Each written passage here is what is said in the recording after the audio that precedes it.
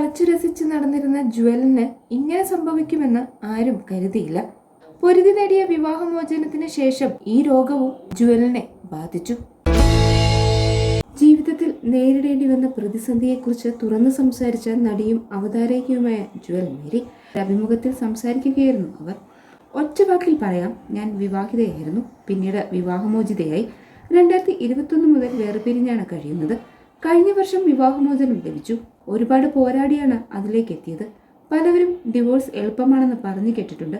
പക്ഷേ എന്നെ സംബന്ധിച്ച് അങ്ങനെയല്ലായിരുന്നു. പൊരുതി വിജയിച്ചതാണ്. 3-4 വർഷം ഇതിനായി പോരാടി. മ്യൂച്വൽ ആണെങ്കിൽ 6 മാസത്തിൽ വീണ്ടും 6 മാസത്തിൽ കിട്ടും.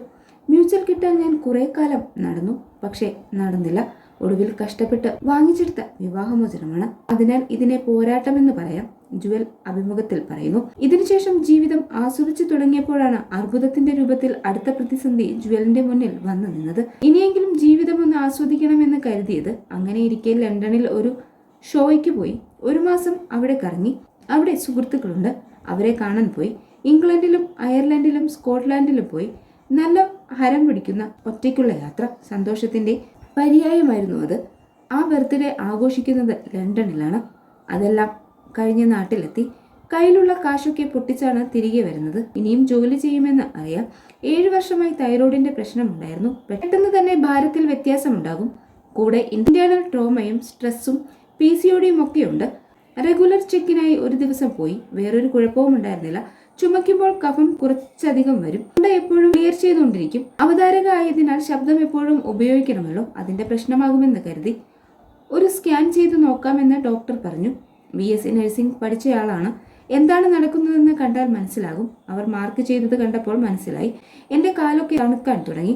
അവരുടെ മുഖമൊക്കെ മാറാൻ തുടങ്ങിയിരുന്നു. പിന്നെ അവർ ബയോപ്സി എടുത്ത് നോക്കാമെന്ന് പറഞ്ഞു. എന്റെ കാലനങ്ങുന്നില്ല, ഉറച്ചുപോയി.